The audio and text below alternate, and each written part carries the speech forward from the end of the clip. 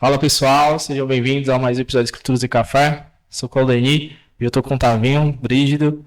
A gente vai falar aí sobre um tema bem interessante. É o tempo de Deus, né? Andando aí conforme a vontade dos céus. Então, Tavinho, fica à vontade se apresentar. Eu e o Tavinho a gente já trabalhou junto, então já se conhece há um tempo. Se apresenta pro pessoal, fica à vontade para fazer a introdução do tema e conforme a gente for conversando eu vou fazendo as perguntas, beleza? Beleza.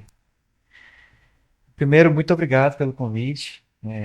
Fico muito feliz aí em poder fazer parte, né, desse podcast, estar junto aí nesse projeto. É, Cara, eu sou casado, né? Tenho uma filhinha, Alice, 3 anos, casado com a Carol. Minha formação, eu sou publicitário de formação, eu já tive a oportunidade aí de ter uma agência de marketing tradicional, uma agência de marketing digital. Já tive, para os mais velhos, já tive um site de compra coletivo, foi fundador do Barato Coletivo. Sempre amei essa questão do empreendedorismo, né, do pioneirismo, e estar sempre à frente aí na vanguarda e tendo essa ousadia de poder empreender e desenvolver novos negócios. Mas teve um momento da minha vida em que eu tive um encontro muito forte com Jesus. E aí eu passei a viver e a buscar viver de acordo com, com os ensinamentos dele. Porém, depois eu também passei por algumas situações, depois, sei lá, eu me converti talvez ali com 19 anos, quando eu estava com mais ou menos uns 27, um monte de coisa aconteceu na minha vida. A gente pode falar depois com mais detalhes. E eu me afastei de Deus. E passei 4 anos afastado de Deus. E logo depois eu tive a oportunidade de ter um reencontro. Eu até entendo que esse meu reencontro foi até mais forte do que meu próprio encontro. E de lá para cá, realmente muita coisa vem mudando. Até um pouco do tema, né? Assim, o meu tema tem muito a ver com a minha história de vida. Porque é essa questão de você ficar atento a, aos ciclos, né? Ficar atento à nuvem de Deus e você conseguir entender ali o que é que Deus está, para onde Deus está te movendo, né? Como que as coisas estão acontecendo e você ir se movendo e obedecendo e se adequando, né? E é bem um pouco disso que quando você perguntou, pô, tá vindo top e tal, tem algum tema? Eu falei assim, cara, tem algo que Deus tá falando comigo esses dias, né? Tem me relembrado muito sobre essa questão e eu acho que seria legal tanto compartilhar um pouco da minha vida, mas também trazendo esse entendimento aí do tempo de Deus, né? Eu costumo falar que Jesus não se atrasa, nem chega antes, né? Então, Jesus, ele é preciso, né? Em relação a tempo. E ele nunca perdeu o controle de nada.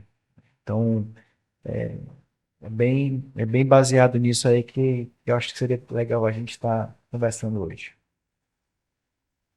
Mas, cara, eu conheço um pouco da tua história. Mas aprofunda pra gente como é que foi essa experiência, né? Esse primeiro encontro, né, com a palavra ali e a conversão. E o que te fez voltar atrás, né? E depois ter esse segundo reencontro e tá até hoje servindo a Deus. E também falar um pouco dos teus projetos, né? Eu sei que você já trabalhou em alguns projetos desde esse segundo reencontro, mas então, se puder falar pra gente. Seguinte, eu me converti com 19 anos. Nessa época, é, eu tinha acabado de entrar na faculdade e estava deslumbrado com esse novo mundo, né? Então, estava saindo bastante. Nessa época, estavam surgindo as raves em Fortaleza.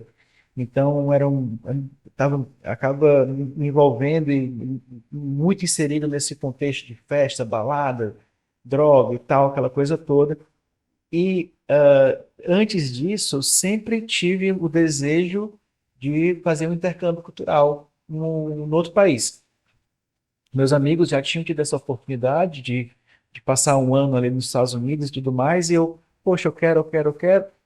Passei daquela idade, né, que geralmente o pessoal fazia lá da escola e tudo mais, mas aquele desejo continuava.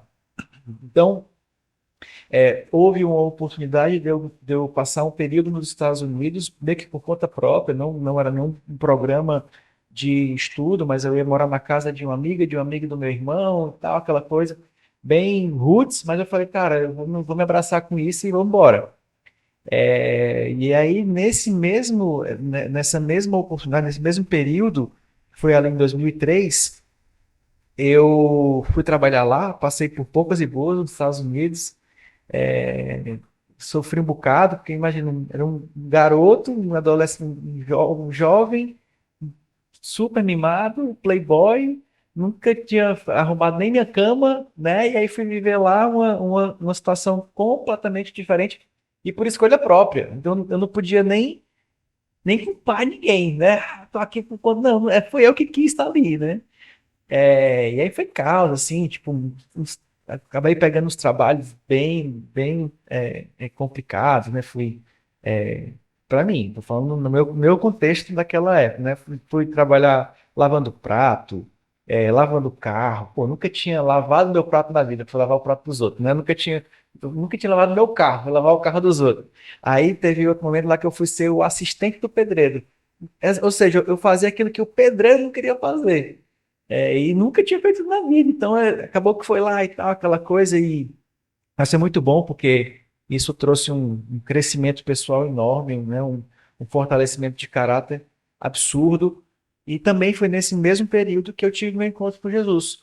Teve um determinado dia lá, que o cara que eu trabalhava comigo no car wash me convidou para. Ele tinha acabado de se converter, era bem novinho na fé, e estava naquela empolgação, naquele fogo, né, lendo a Bíblia o tempo todo e querendo pregar o evangelho para todo mundo. E ele me convidou, cara, vai ter um negócio hoje na minha igreja muito legal, eu queria que tu fosse comigo. E esse era um sábado, né? A gente trabalhava um sábado. Vai ser hoje às 10 da noite. Eu falei, igreja, 10 da noite? Que coisa, né? Que é isso, né? Beleza, tá, vamos. Aí, na verdade, ele falou assim: olha, lá é muito legal e tem um monte de gatinha. Eu falei: ah, opa, então essa parte aí me interessou. E também eu queria, desde que eu tinha chegado nos Estados Unidos, eu queria ir em alguma igreja para agradecer a Deus por ter conseguido entrar. Beleza, para não me perder, a gente saiu do trabalho ali por volta de 5 e pouco. E ele começou a fazer um monte de coisa comigo até chegar às 10 horas da noite para não correr o risco de desistir. E a gente foi pra shopping, foi jogar futebol, foi não sei o quê, foi um monte de coisa. Se arrumou na casa dele para não ter nem. E aí fomos. Quando a gente chegou nessa igreja, era uma Assembleia de Deus e brasileira, e era uma vigília. Então ele não se tocou que aquilo era uma vigília. Então, meu primeiro contato com a igreja evangélica foi de cara numa vigília da Assembleia. Ele era americano ou brasileiro também? Brasileiro. Brasileiro. Só que ele não conhecia a cultura da vigília. Hein? Não, ele era recém-convertido, ele não sabia ainda, não tinha noção das programações da igreja. Ele sabia o quê? Hoje vai ter um negócio na igreja, vamos embora. Pô, beleza, chego lá, eu já tomei um susto, porque por ser Assembleia de Deus, era todo mundo ali, né, pulando e tal, e aquela gritaria, aquela coisa toda. Meu Deus do céu, eu vim na católica, você tudo é quietinha, né, e tal. E falei, cara, tá todo mundo doido aqui, que confusão é essa, né? E aí sentou. E aí, como toda Assembleia de Deus, tinha as oportunidades. Então, subia um pastor, descia um pastor, subia um cantor, descia um cantor, aquela coisa. E eu agradeci. E para mim tá pronto. Ok, agradecido. Já posso ir embora. Tipo, em 20 minutos já tinha feito o que eu tinha que fazer. E vai 1 hora, vai 2 horas, vão 3 horas. E eu, meu Deus do céu, meu Deus do céu. Até que tem um momento que entra um pastor, já hora avançada, inquieto, assim, já impaciente, querendo ir embora. E aí esse pastor, cara, começa a falar minha vida inteira.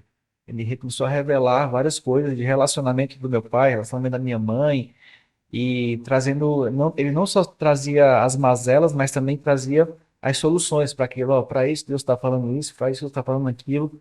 E começou a me incomodar, tipo, caraca, como é que esse cara sabe disso? Quem foi que falou para ele? Ninguém me conhece aqui, nem o cara que me trouxe me conhece, né? E fiquei achando aquilo muito estranho, mas ao mesmo tempo, coração, sabe assim, acelerando e tal. E aí ele fez um apelo e ele falou: ó, hoje é a última oportunidade que Deus está dando para essa pessoa. Ele já deu várias, e hoje é a última, então eu só vou sair daqui quando essa pessoa vier aqui na frente. E aí, meu amigo, cara, é tu. Eu falei, cara, claro que sou eu. Era uma vigília, só tinha crente. Eu era o único desconhecido, né? Eu era o único intruso naquele lugar. E eu falei, não, não sou eu nem a pau, não tem nada a ver e tal. E aí ele, não, cara, é tu. Eu falei, não, não sou eu sou, tá doido, eu sou chapa de Deus. A chapa de Deus é meu amigo. Aí ele, cara, é tu. Aí quando eu falei, meu irmão, não sou eu. Aí ele me deu uma ombrada e eu caí no meio do corredor. Aí quando eu caí no corredor, a igreja inteira, tá na mãe, aquela coisa toda. Eu falei, ai, meu Deus do céu. Mas agora não tem mais jeito, eu vou ter que ir lá na frente. Aí fui andando, morrendo de vergonha. Tava, eu acho que eu tava tão vermelho quanto o tapete que eu tava pisando. E aí cheguei lá, o pastor me abraçou. Você tem certeza de que você quer receber Jesus como seu único e suficiente Salvador? Eu olhei assim, tava todo mundo de olhos esbugalhados na minha frente. Eu falei, ah, cara, não tem pra falar não, eu vou levar um salga aqui, né? E aí eu falei sim, aí o pessoal, mas... Aí teve um momento muito legal, porque os jovens vieram falar comigo, vieram me abraçar. Cada um falava, dava uma mensagem, né? E falava que eu era muito bem-vindo, que podia contar com eles, que eu, né, tinha encontrado uma família. E realmente foi muito legal, porque eu estava há 4 meses sem receber um abraço. Tava super carente, então realmente eu falei, cara, encontrei um clube social. Mas assim, terminou aquele momento, já eram 2 da manhã, eu tava de saco cheio já, doido para fumar um cigarro. Eu peguei, saí da igreja, comprei uma Coca-Cola e fui fumar um cigarro, cara. Aí eu falei, não, irmão, presta atenção. Eu gosto de sair, eu gosto de beber, eu gosto de fumar. Se eu não puder fazer isso, eu não volto nunca mais aqui. Não, não, não, pois pronto, continue aí. E só que eu sabia que eu tinha a impressão que eu tinha uma impressão de que eu tinha feito algo muito importante. Tanto, quando eu cheguei em casa, liguei para minha mãe, e tem um fuso horário, então aqui é umas 4 da manhã, mais ou menos, 5 da manhã. E eu, mãe, pelo amor de Deus, mãe, eu acabei de fazer a pior merda da minha vida. Aí ela, o que foi que você fez? Pelo amor de Deus, o que aconteceu, mãe? Eu fiz um negócio aqui que não dá mais para voltar atrás. Eu tô muito arrependida. Ela, meu filho, pelo amor de Deus, o que foi que você fez? O que aconteceu, mãe? Eu aceitei Jesus, mano. Aí ela, quê? Aí eu, mãe, Jesus Cristo agora habita dentro de mim. Ou seja, eu não posso mais fazer nada de errado. Posso mais beber, não posso mais fumar, não posso mais sair, agora ele vai saber de tudo, como se ele não soubesse antes, né? Mas eu falo assim, meu Deus, arruinei minha vida, como é que eu faço voltar atrás? Ela, meu filho, é isso, filho, pelo amor de Deus, vai dormir, né? Depois a gente conversa sobre isso. E aí eu não consegui dormir, cara. Fiquei realmente noiado, noiado, e querendo, o que é que eu faço agora para reverter tudo isso? Porque realmente eu tinha entendido que aquela decisão que eu tomei foi uma decisão muito forte, sabe assim, muito decisiva na minha vida. Mas ao longo do tempo, ainda lá, eu fui me envolvendo com o pessoal da igreja, com os jovens, aquela coisa toda, e fui passando a ter mais consciência daquilo que eu estava vivendo e gostando, né? Logo depois, o pastor perguntou se alguém sabia tocar violão, e eu sabia, fui pro louvor, aí fiquei me envolvendo com as pessoas, fiquei conhecendo o pessoal, fiquei lendo a Bíblia. Aí teve um outro momento que eu me apaixonei por Jesus Cristo, que eu comecei a ler os evangelhos, e, e aí eu sei que isso foi realmente se tornando verdade na minha vida, até que chegou a hora de eu voltar. Aí eu voltei para o Brasil, para Fortaleza, e a minha ideia é o quê? Cara, eu vou manter tudo isso. Eu vou lutar para conseguir realmente continuar vivendo tudo isso. E foi dando certo, né? Foi dando certo, tudo. Fui, encontrei uma igreja legal em Fortaleza, comecei a me envolver com eles, aquela coisa toda. Tive a oportunidade de ser líder de jovens, né, de criar. o culto de jovens da minha igreja. Então foi um momento muito legal, até que aconteceram algumas coisas ao mesmo tempo na minha vida. O primeiro delas é que eu estava com 3 empresas ao mesmo tempo e todas elas estavam indo muito bem. Então já estavam me exigindo muito, muito tempo e energia da minha parte. A outra é que a minha mãe faleceu de câncer. E por conta disso eu fui morar sozinho, né? Morava eu, minha mãe e meu padrasto. Não fazia sentido eu ficar morando com meu padrasto, fui morar só. Logo depois eu fiz uma cirurgia bariátrica e perdi 55 quilos. Então eu era gordinho, fiquei magrinho, assim, meses, né?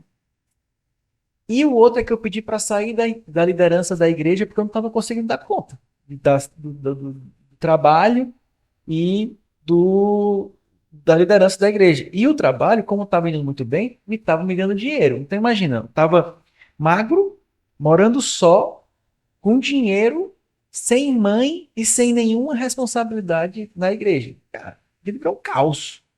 Um novo mundo se abriu e eu fiquei totalmente deslumbrado com tudo isso. Então, toda aquela fase que eu estava vivendo aos 18 anos, antes de me encontrar, é como se eu tivesse voltado para ela. E aí eu voltei a balada, bebida, droga. A única diferença de 18 para agora, para aquele momento, é que eu estava com dinheiro, né? Muito mais liberdade, então potencializou o caos. E aí, cara, foram 4 anos realmente que eu me afastei completamente de Deus e fui viver essa loucura mesmo, assim. Minha vida ficou caótica.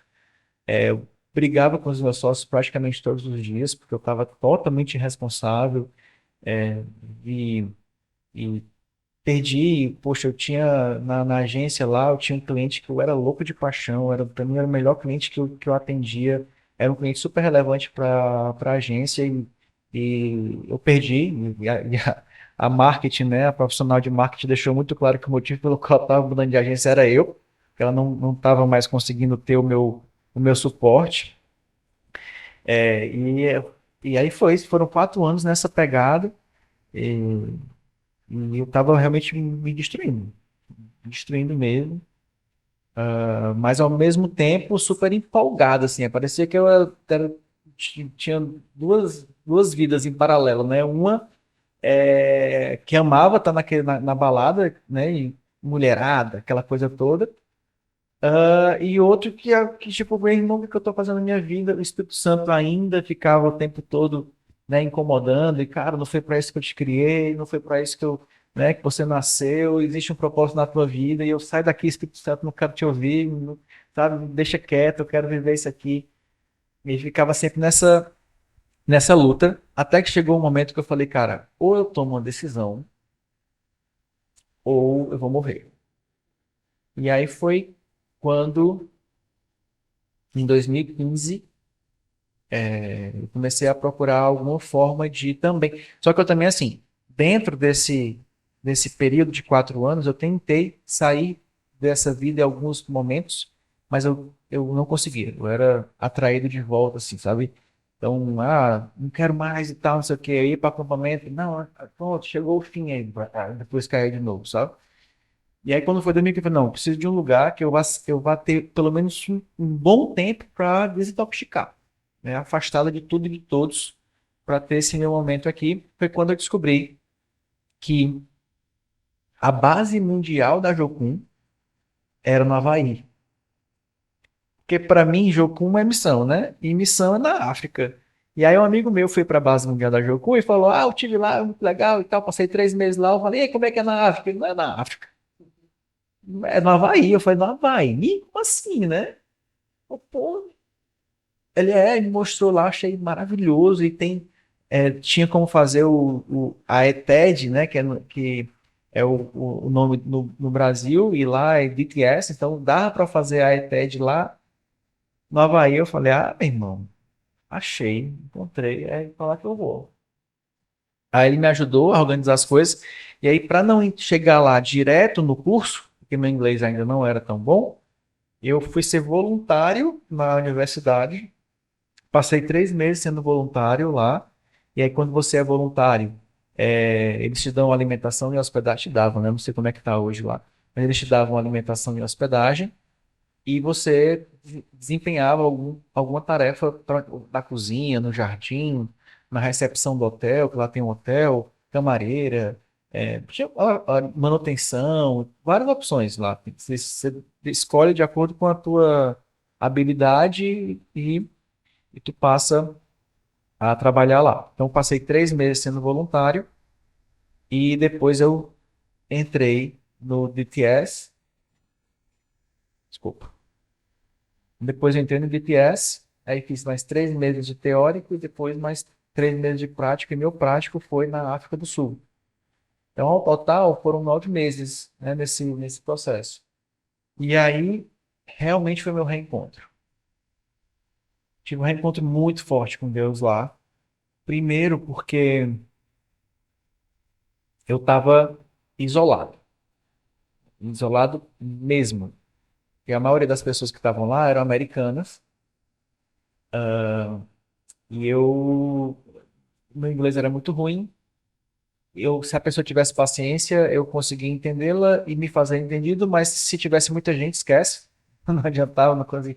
Então, eu acabei me isolando mesmo. Acabei fazendo com que aquele momento ali fosse muito eu e Deus.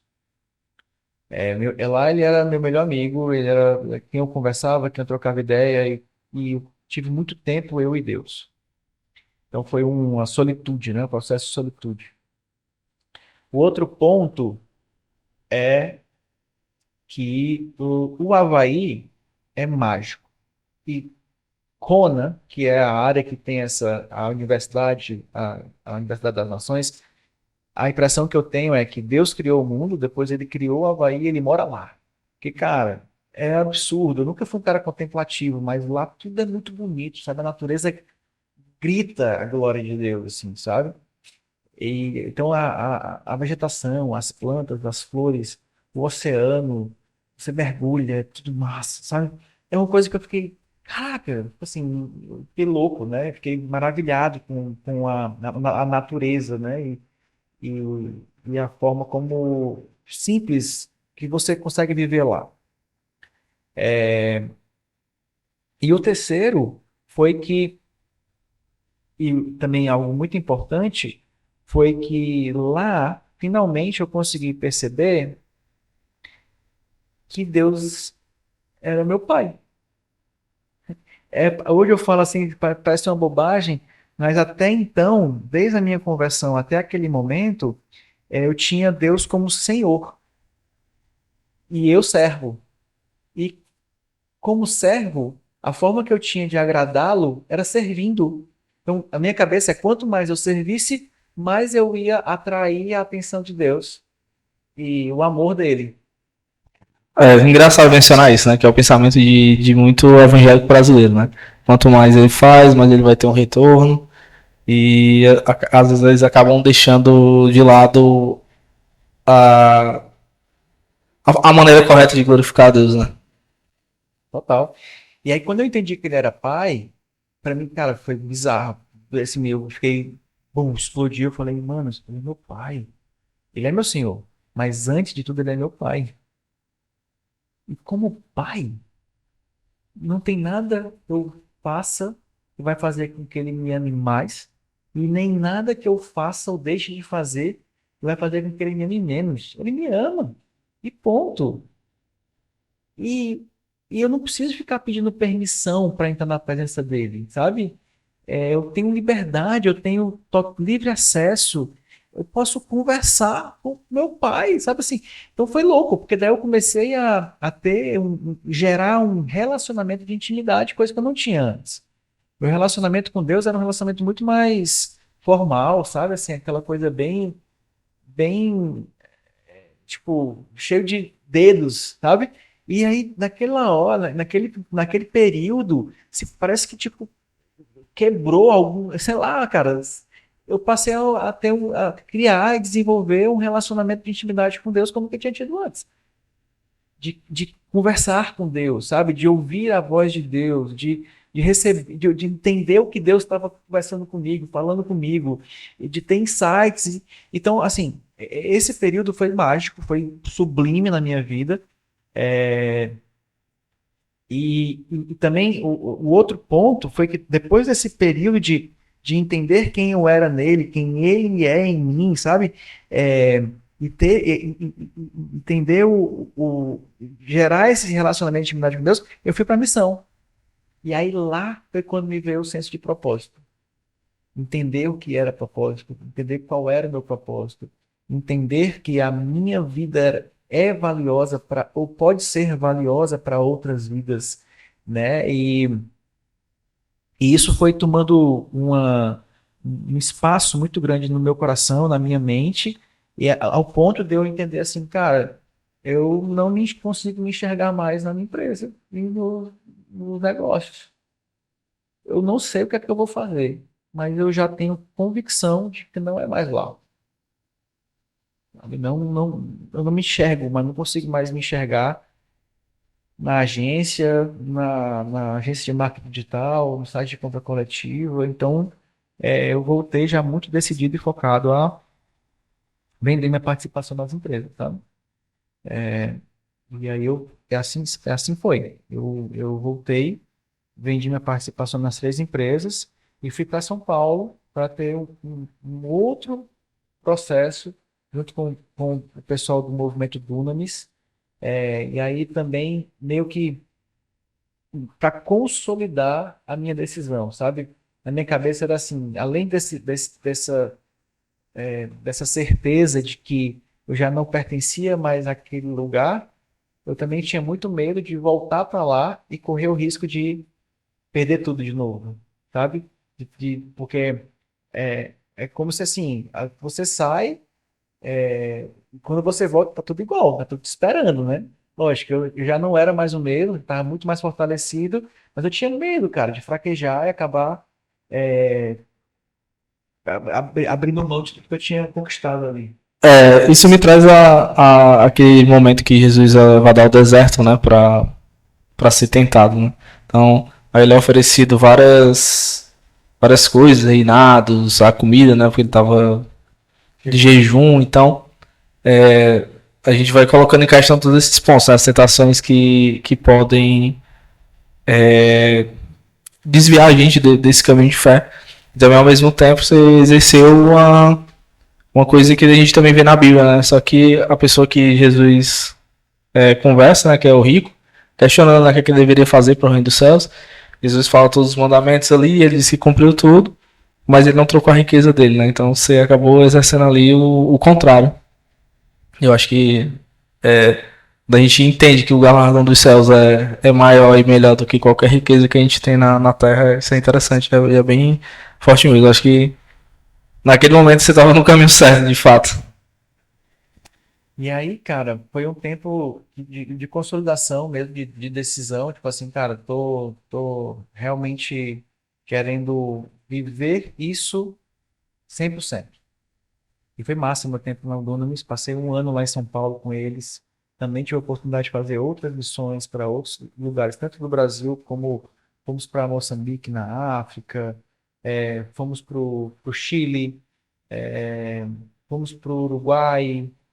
Então, foram muitos projetos bem bacanas. Inclusive, eu conheci a minha esposa numa missão no Chile, né?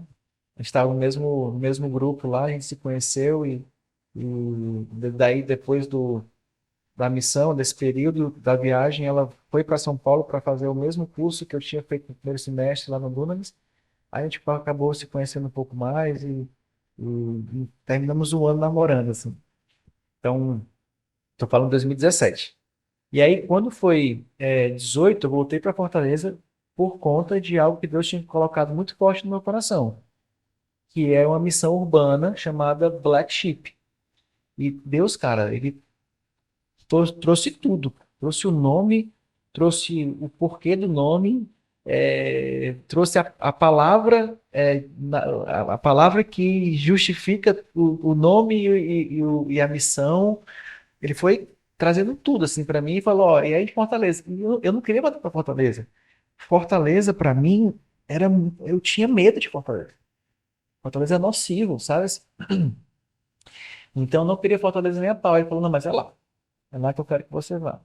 E aí eu voltei para Fortaleza para desenvolver o Black Sheep. Só que eu pensei, cara, uma hora o dinheiro vai acabar, né? Tipo, eu recebi dinheiro da venda das empresas, mas estava só saindo, não estava entrando. Então, não, vou investir no coworking. Então, um colega me convidou para iniciar um espaço de coworking. E aí eu falei, pô, vai ser um investimento que eu vou botar aqui para poder ter renda, para a partir da renda conseguir ter tempo, né, para poder focar no Black Sheep. E aí fiquei trabalhando meu período no coworking e o outro meu período dedicado ao Black Sheep. Foi muito legal. Foi uma missão urbana. A gente trabalhava especificamente com moradoras de rua e mulheres envolvidas com prostituição lá na Praia de Iracema. A Praia de Iracema, na época, estava completamente destruída, abandonada. E a gente ia lá e ia conversar com morador de rua e ia realmente amá-los. Não era um trabalho assistencialista no sentido de levar sempre comida, não. A gente ia lá a partir de uma conversa, a gente entendia quais eram as necessidades daquela pessoa e a gente tentava resolver caso a caso, né? E foi muito massa, lógico, muito difícil, super desafiador. A gente tinha muita batalha espiritual, era um ambiente. Eu já não tenho ido lá mais, não sei como é que está hoje, mas era muita opressão. Então a gente ia lá conversar com os caras, ia levar um louvor, ia levar uma palavra no meio do calçadão, muito vento e barulho e distração, mas foi muito massa esse momento lá, esse período que a gente teve. E aí logo depois disso, ó, eu tô falando de 18, 19, quando foi 20, pandemia. E aí quando fechou, como a gente ia pra rua, fechou tudo, né? A gente não tinha mais filme pra rua. Então a gente deu uma pausa no Black Sheep. Quando começou a abrir ali, a gente foi muito instigado a realizar captações de recursos para compra de cesta básica, para ajudar as pessoas, as comunidades. E a gente fez uma vez ali para o Poço da Draga, que é uma comunidade centenária que tem na Federação, e a gente conseguiu arrecadar um dinheiro legal, levamos as cestas básicas lá para distribuição. E nesse primeira distribuição de cestas básicas, a Carol teve a oportunidade de ficar sentada ali na casa, porque a gente ficava fazendo a lista, a gestão da lista de quem ia receber, com a Isabel, que é a líder comunitária. E nessa conversa ali, ela falou: Ó, Isabel, tem alguém que faz algum trabalho espiritual aqui na comunidade e tal? Ela, não tem ninguém quem fala de Jesus aqui pra gente.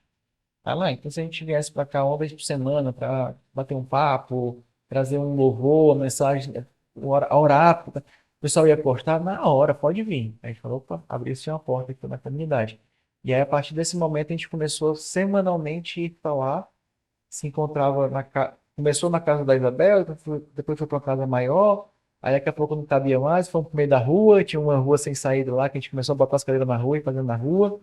E a gente foi aumentando a quantidade de pessoas. Toda semana a gente estava lá louvando, levando a mensagem, orando pelas pessoas. Foi muito legal esse período. Até que, quando foi mais ou menos ali, comecinho de 22,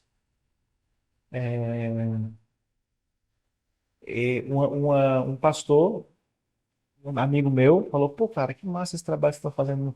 Posso conhecer? Eu falei: claro, pô, vem, cola aí, aproveita e traz a mensagem. Aí ele foi lá, levou a mensagem, adorou, viu o que estava acontecendo na comunidade. E aí ele falou: cara, eu tenho muito interesse como igreja, né, realizar um trabalho voltado para o social, dentro de uma comunidade. A gente estava pensando em outra comunidade, mas o que vocês estão fazendo aqui é muito bacana. Será que a gente poderia realizar? Eu falei: cara, seja muito bem-vindo. E aí ele falou: inclusive, a gente pensa em ter uma estrutura, uma casa. Será que vocês conhecem alguma casa que tem aqui para alugar? Eu falei: cara, não acredito. Por quê? Porque a gente sonha, a gente ora por uma casa que tem ali há muito tempo, cara, em real. A gente ia lá na frente da casa, ficava pregando pegava assim na grade que tinha na casa lá e começava a orar. Ó, esse lugar aqui vai ser a base social do Black Sheep. Só que pô, a gente não tinha grana para isso, para ficar mantendo isso, né? Mas ia lá e orava. A gente tinha todo mundo, e o pessoal do Black Sheep lá orar. E aí a gente já sabia quem era o dono da casa, quanto era o aluguel, eu sabia de tudo. Quando ele veio, eu falei, cara, tá pronto aqui, ó. E aí foi legal, porque aí eles foram lá, investiram. Cara, a casa estava destruída. A gente fez um mutirão. Foram gastar uma grana lá para poder restaurar a casa inteira e deixar habitável, né? Para fazer aquilo que a gente queria desenvolver. E aí, quando eu vi todo esse movimento acontecendo, em paralelo, e aí depois vocês vão entender por que que eu estou contando esses em blocos, né? Em paralelo, a Carol, eu tive uma filhinha. Ela, nesse período aí, ela estava com em torno de um aninho, quase um ano. E a Carol, minha esposa, falou assim: amor, eu preciso estar perto da minha família. Eu preciso de base social, de rede de apoio e tal. Aí mas amor, meu negócio, eu sou funcionário de uma empresa de tecnologia de Fortaleza. Sou CEO dessa empresa.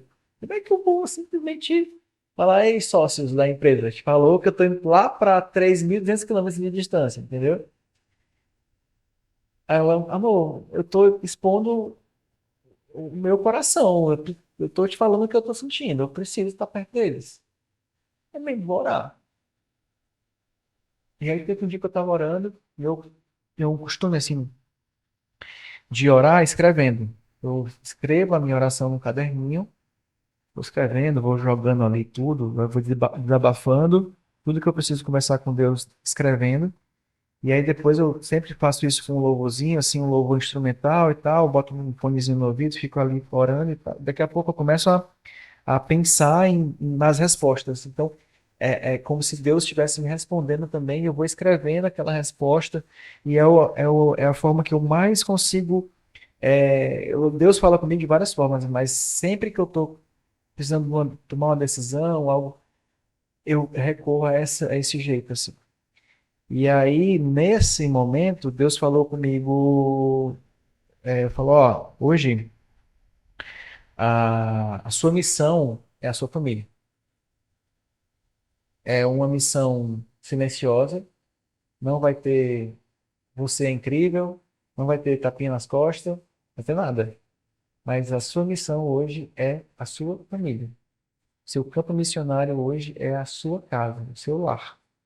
Então ele me mudou. Ele me tirou da rua, né, da missão urbana, da favela, da comunidade, e estava me redirecionando para minha casa. E aí a pergunta que ele fez é: diante disso, qual é hoje o melhor lugar para cuidar da sua família? É em Fortaleza ou é em Joinville? Aí eu falei, Joinville. Então tá, então seu lugar é lá. Pode ir, pode se mover, que eu tô contigo. Eu saí desse momento, cara, leve, tranquilo, assim, todo meu medo, minha angústia, minha ansiedade de falar com os caras, possivelmente, porque quem pagava os boletos da casa era meu trampo na Memory, entendeu? Então, sempre meu receio era esse, pô, e aí? Ele fala, não, eu vou perder a fonte de renda da casa. Cara, foi bizarro, porque daí quando eu comecei a falar com os sócios e explicar o motivo, unânime, né, irmão? Pode ir, vá-se embora. Vai dar tudo certo. Você vai, hoje tá praticamente remoto já. Mesmo a equipe sendo daqui, vocês estavam na época estavam se encontrando uma vez por semana. Não, vá-se embora, vá-se embora. Eu tive a bênção de todos eles e fui embora. Fui para Joinville, e fiquei fazendo essa gestão remota, claro. Dificílimo, é, muitos desafios, fazer a gestão de uma empresa à distância. Mas foi dando certo, foi funcionando, foi acontecendo. E ao mesmo tempo também eu pude claramente perceber os benefícios de ter uma rede de apoio, né? Ter a família da Carol perto da gente, nos ajudando, foi essencial. Inclusive para a saúde do nosso relacionamento, né? Relacionamento conjugal foi muito beneficiado também por conta dessa rede de apoio da família da Carol lá em Joinville. E assim, a história é essa, né? E é onde eu estou hoje. Hoje eu estou em Joinville, já não estou mais na Memory, transicionei para uma outra empresa de tecnologia lá de Floripa, Santa Catarina, então é um pouquinho mais perto de mim ali. A maioria dos clientes atualmente são lá do sul, então geograficamente para mim também fica mais tranquilo. E, cara, hoje ainda não estou, ainda não, vamos lá, a, a ordem de Deus continua a mesma. Sua missão hoje é seu lar. Ele ainda não me deu uma outra ordem. E aí também é uma coisa que eu quero trazer assim, né? Enquanto Deus não dá uma nova ordem, a última é a que prevalece. Então eu entendo o quê? Senhor, eu estou à disposição. Na hora que o Senhor entender que é, é, aquela missão de ser o foco no meu lar e me orientar para fazer outra coisa, eu vou fazer, né? Então tá atento, tá ligado à, à ordem de Deus, né? À orientação de Deus e obedecer, né? Obedecer. Uhum. Cara, bem interessante todo o decorrer da tua história, né? E entender. Eu também penso, tenho um pensamento reformado e acredito que tudo o que acontece na nossa vida é determinado por Deus, né? Então, assim, é bem interessante, através da tua história, conseguir entender que você minimamente pensa da mesma maneira, pode até não ser 100% igual a mim, né? Mas entender que todas as ações da sua vida ali foram determinadas por Deus, isso é bem. Como é que eu posso dizer? Quando a gente consegue entender isso, esclarece essa mente da gente, eu acredito que a gente fique mais leve, de fato. As nossas decisões, nossas ações, a gente sempre deposita ali a confiança e fé em Deus, né? Se eu vou fazer, mas entrega nas tuas mãos. Se for da tua vontade, tudo bem. Se não for. E fico feliz por ter dado tudo certo, né? E as coisas terem acontecido. Mas, cara, quer passar uma mensagem para o pessoal de casa sobre a questão das missões? Eu acho que é interessante o trabalho. Como é que foi essas experiências, né? Com as missões mais a fundo. E também para a gente encerrar, um conselho a modo geral. Porque hoje você está lá em Joinville, mas eu vi que já está em outra igreja, né? Também está fazendo alguns trabalhos lá na igreja, mas como auxiliador mesmo, né? Não como o projetista do projeto, mas querendo ou não é servir a Deus. Até o trabalho em casa é servir a Deus, então. Não, resumindo assim, um pouco do que eu estava falando, né? Tipo, dessas transições é o quê? Claramente eu entendi que é, acontecem ciclos nas nossas vidas, e comigo foi desse jeito, eu tive vários ciclos, né? Começos, meios e fins, e como, todas as vezes que eu percebi, é a nuvenzinha de Deus, né? Então, da mesma forma que o povo, né, o povo hebreu, quando estava saindo ali do Egito, eles tinham essa dinâmica, né, da nuvem. A nuvem é que mostrava para eles o local que eles precisavam parar, né? Daqui a pouco ela se movia, eles levantavam o acampamento e seguiam a nuvem. Então a nuvem ela descia de noite, né? Então ela tinha essa função, né, de orientação cara, era tipo assim, irmão, a nuvem está se mexendo, cara. Tu vai ficar aí ou tu vai acompanhar a nuvem, né? Então a gente também está atento à nuvem, né? E sempre buscar estar debaixo da nuvem. E o outro ponto, cara, em relação à questão do, do que Jesus nunca se atrasa, é que muitas vezes a gente fica ansioso, né? Que tipo, eu tô numa situação e aí cadê Jesus? E, poxa, ninguém gosta de ter desafios, mas tudo tem um propósito na nossa vida, né? Inclusive a dor, inclusive o sofrimento, inclusive a tribulação, tudo tem um propósito. O que a gente não pode deixar é que isso nos pare, sabe? Que isso venha minar nossa fé, que isso venha a fazer com que a gente abandone a nossa fé, né?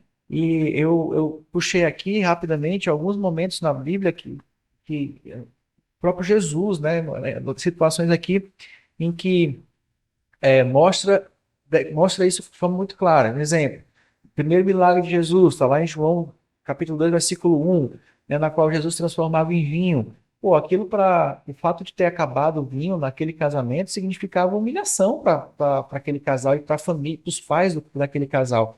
E assim, cara, não é que ia acabar, é que acabou. Então a primeira convidada que levantasse a mão e falasse assim, ó, eu quero um vinho, não acabou. Pô, né? Ia ser um caos ali. E aí, Jesus ele dá uma ordem para aqueles servos cumprem a ordem de Jesus e o milagre acontece. Ou seja, a obediência gera milagre, né? O outro ponto aqui é em Lucas, capítulo 8 versículo 40 que é a cura da filha de Jairo, né? Que, poxa, Jairo ele era o chefe da sinagoga. Imagina como é que estava a cabeça de Jairo naquele momento que ele vê a filha super doente ali, praticamente morrendo, e a única pessoa que ele lembra é de Jesus, mas, poxa, Jesus, né? E era chefe da sinagoga então, ele se humilha para falar com Jesus, pedindo apoio, a ajuda de Jesus. Aí Jesus fala assim: não, beleza, vamos nessa. Aí no caminho vem uma mulher, distrai Jesus, e o cara imagina, ei, peraí, mulher. Sai daí, que eu cheguei primeiro.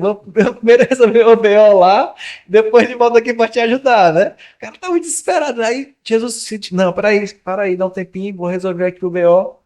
E aí, na hora que ele volta, os servos falam assim: ó, esquece porque tua filha morreu. Aí já não acredito, meu irmão, né? E aí Jesus vem e fala assim: ó, é, não temas, crê somente. E ele chega lá, dá uma ordem, né? Menina, levanta. E a menina levanta e a obediência gera milagre, né? Tem outro ponto aqui que também está em João, capítulo 11, versículo 1 que fala de Lázaro, né? Então, mais uma vez, as irmãs imagina como é que estava a cabeça das irmãs de Lázaro naquele momento, né? Vendo o irmão doente morrendo ali. E ela manda avisar, ó, vai lá e Jesus manda avisar que Lázaro está morrendo para ele vir aqui nos ajudar e tudo mais. E Jesus fala assim, não, peraí, meu amigo, tem um monte de coisa para fazer por aqui. Eu vou resolver aqui o que tem que resolver, depois eu vou para lá. Pode ficar tranquilo. Por quê? Porque tá tudo dentro do controle. Jesus não perdeu o controle, né? Ele fala assim, ó, isso aí não é para a morte, é para a glória de Deus. Só que quando ele volta, já está Lázaro está sepultado há 4 dias já. E aí a Marta vem e fala assim, se você tivesse aqui, né? Dando os cutucadinhos em Jesus. Só que aí ele pega e fala assim, aí ela se toca e fala assim, não, mas aquilo que você pedir, Deus vai fazer. Ela restaura a fé dela, né? E ela coloca a fé dela em prática nesse momento. Jesus dá a ordem, tira a pedra. Eles obedecem a ordem e a obediência gera milagre, né? Então, Jesus fala assim, ó, se credes, vocês verão a glória de Deus. E para finalizar, tem várias outras, mas trazer aqui Lucas 5, versículo 1, fala sobre a primeira pesca milagrosa. Então, historiadores falam que Pedro estava com uma dívida e que ele ia ter que pagar a dívida no dia seguinte, não tinha da onde tirar recurso, ele pensou que, cara, eu vou fazer aquilo que eu sei fazer, pescar. Nem que eu precise ficar a noite inteira dentro do mar, mas eu vou sair de lá só quando eu conseguir peixe suficiente para vender e a venda deles poder pagar a minha dívida. E assim faz, ele vai lá, faz aquilo que ele mais sabe fazer, que ele é especialista nisso, e não pesca nenhum peixe. Na hora que ele volta de manhã, hoje a gente sabe que é Jesus, mas na época ele não sabia que era Jesus. Na época era um homem, talvez com uma fisionomia ali, talvez um mestre ou algo do tipo. Isaías 53 ele fala que Jesus ele veio sem nenhuma aparência positiva de expressão, né? Para que a gente não gloriasse por sua aparência, por dinheiro, por nada. Feio, né? Podemos dizer assim, né? Então, quer dizer, era um homem de matéria desprezada, a gente pode falar, né? Então imagina, aí o cara chega lá na beira da praia, lá na areia, e fala assim, ei, volta, agora para jogar pra cá. Aí Pedro fala assim, eu que sou especialista, eu sou pescador, eu faço todo dia. Quem é tu, né? Já assim, você deve pensar, né? Imagina o que é que Pedro estava pensando nesse momento. E, poxa, tenho que pagar a dívida, cara, vou passar vergonha, não vou ter grana. Aí ele fala assim, tá bom, eu vou obedecer. Aí volta, joga, e ele tem a maior pesca de todos os tempos. Né? Então, mais uma vez, a obediência gera milagre. Então, a gente vê aqui que sempre que a gente está passando por uma situação que a gente não consegue entender o porquê, não adianta a gente ficar querer racionalizar. É crer. Realmente é usar a nossa fé, convidar Jesus para isso que a gente está vivendo e ter fé de que no momento certo, na hora certa, do jeito certo, ele vai intervir. Né? Ele vai nos orientar, ele vai é, nos falar o que precisa ser feito e cabe a nós obedecê-lo. Né? E aí é o que todas essas histórias nos mostrou, que a obediência vai gerar milagre. Então, que a gente tenha consciência disso. A mensagem que eu queria dizer é essa, assim, a gente tenha consciência disso e que a partir disso a gente consiga reduzir nossa ansiedade, sabe? Querendo, poxa, quando é que vai mudar? Quando é que vai acontecer? Cadê tu, Jesus? Sabe? Cara, tá tudo sob controle. Né? E Jesus nos ama, ele é fiel, né? E o nosso papel realmente é confiar, é crer somente. Legal, cara. Tavinho, muito obrigado pela tua participação. Agradeço muito.